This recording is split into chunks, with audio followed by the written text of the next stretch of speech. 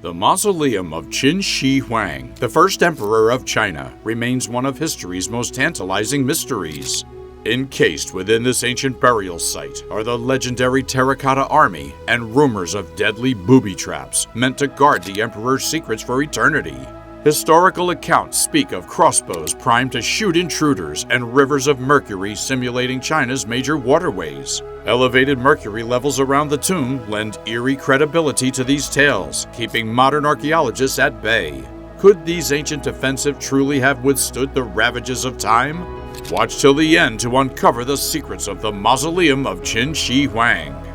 Work on the Mausoleum of Qin Shi Huang began when he ascended the throne at just 13 years old in 246 BCE. The massive project kicked into high gear after he unified China in 221 BCE. The construction, involving around 700,000 workers, spanned nearly 4 decades and was completed in 208 BCE. This grand burial site was strategically located at Mount Li, known for its rich geology. The mountain's northern side was rich in gold, and its southern side was abundant in jade, making it a prestigious and symbolically significant resting place. The tomb itself is a marvel of ancient engineering and ambition. Workers dug through 3 layers of groundwater to create a massive underground complex. The outer coffin was cast in bronze, ensuring durability and security. Inside, palaces and scenic towers were constructed to replicate the imperial court, filled with rare artifacts and treasures. The tomb was designed to be both an afterlife palace and a fortress, with crossbows and arrows set to fire at any intruders. One of the most fascinating aspects of the tomb is its use of mercury. Liquid mercury was used to create rivers and seas within the tomb, representing China's major waterways, such as the Yangtze and Yellow Rivers. This mercury was set to flow mechanically, simulating the natural flow of water. The high levels of mercury detected around the tomb today lend credence to these ancient accounts. The ceiling of the tomb was decorated with representations of the heavenly constellations, while the floor depicted the features of the land, creating a microcosm of the emperor's realm. Candles made from a substance described as manfish fat were designed to burn for long periods, ensuring eternal light within the tomb. The exact nature of this manfish remains a mystery, with interpretations ranging from whales to giant salamanders. The construction of the mausoleum was a massive undertaking, involving craftsmen and laborers from all over the unified states. The workers faced harsh conditions and many died during the construction. After the tomb was completed, those who knew its secrets were reportedly sealed inside to prevent them from revealing any details. The entrance was blocked, trapping the workers within, and the tomb mound was covered with soil and planted with trees to blend seamlessly with the surrounding landscape. Before the mausoleum was fully completed, a peasant rebellion erupted in the late Qin dynasty. This uprising caused a halt in the construction as workers were redirected to suppress the rebellion. Following the fall of the Qin dynasty, the tomb faced further threats.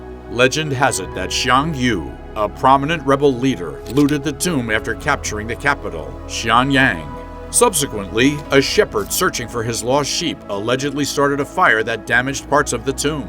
While there is evidence of fire damage in the pits housing the Terracotta Army, no definitive proof of large-scale destruction within the mausoleum itself has been found. Some scholars believe the tomb remained largely intact, protected by its ingenious design and the fears of those who dared to disturb it. The discovery of the Terracotta Army brought new attention to this ancient wonder, revealing a breathtaking glimpse into the past. It all started in March of 1974, where Yang Zifa and his 5 brothers and Wang Puzai were digging a well in Xiang, a village in Lintong County. As they dug about 2 meters deep, they encountered hardened dirt, red earthenware, fragments of terracotta, bronze arrowheads, and terracotta bricks. At first, Yang Zifa dismissed the terracotta pieces, throwing them into a corner of the field, while the arrowheads were collected and sold to a commercial agency. Villagers even used the terracotta bricks to make pillows. The significance of these artifacts caught the attention of Fang Shumeo, a manager overseeing hydraulic works. He advised the villagers to sell these findings to the local cultural center. Yang Zifa received 10 yuan for 2 carts filled with fragments of what would later be recognized as pieces of the Terracotta Army. Zhao Kangmin, in charge of the cultural center, then purchased everything the villagers uncovered, including the arrowheads previously sold. Realizing the importance of the discovery, a team of archaeologists from Shanxi arrived in May of 1974 to begin excavations at what would be designated as Pit 1. Their work uncovered a massive collection of artifacts. By May of 1976, Pit 2 was discovered through drilling, and in July of the same year, Pit 3 was uncovered. These excavations covered an area of 20,000 square meters and revealed approximately 7,000 statues of terracotta warriors and horses, along with around 100 wooden battle chariots and numerous weapons. To protect these incredible findings, large structures were built over the pits. The first protective building was completed in 1979. By 2008, a larger necropolis with around 600 pits was discovered, some located several kilometers from the main tomb mound of Emperor Qin Shi Huang.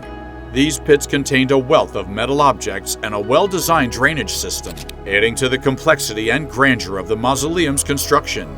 The Terracotta Army is not just a collection of statues. It's a detailed representation of Qin Shi Huang's formidable military forces. Each soldier, horse, and chariot was meticulously crafted to life-size proportions, with individual facial features and expressions, showcasing the remarkable skill of the artisans.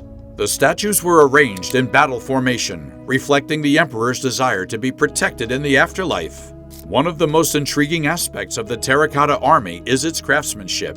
The warriors were made using local clay, fired in kilns, and then assembled in the pits. The attention to detail is extraordinary, with each figure sporting unique hairstyles, armor, and weapons, indicating different ranks and roles within the army. The weapons found alongside the warriors were functional and displayed advanced metallurgy for the time. The discovery of the Terracotta Army has provided invaluable insights into the reign of Qin Shi Huang and the period's cultural practices. It highlights the emperor's obsession with immortality and his efforts to recreate his empire in the afterlife. The pits, filled with these lifelike figures, continue to draw fascination and awe from people around the world. But the Terracotta Army is just part of the grand necropolis that mirrors Qin Shi Huang's empire. At the center of this massive complex is the tomb mound, encircled by two protective walls. These walls enclose a variety of pits containing different figures and artifacts. Inside the inner wall, bronze chariots and horses were discovered, symbolizing the emperor's military prowess. Alongside these, terracotta figures of courtiers and bureaucrats were found, representing those who served the emperor in life and death. Beyond the inner wall, but still within the outer wall, archaeologists unearthed pits filled with terracotta figures of entertainers, strongmen, and even a stone suit of armor. To the north of the outer wall, the Imperial Park was found, complete with bronze cranes, swans, and ducks, accompanied by groups of musicians. This setup reflects the emperor's desire to enjoy the same luxuries and entertainments in the afterlife as he did in life. Outside the outer walls, the imperial stables were discovered, where real horses were buried alongside terracotta grooms. These grooms were depicted kneeling beside their charges, ready to serve even in the afterlife.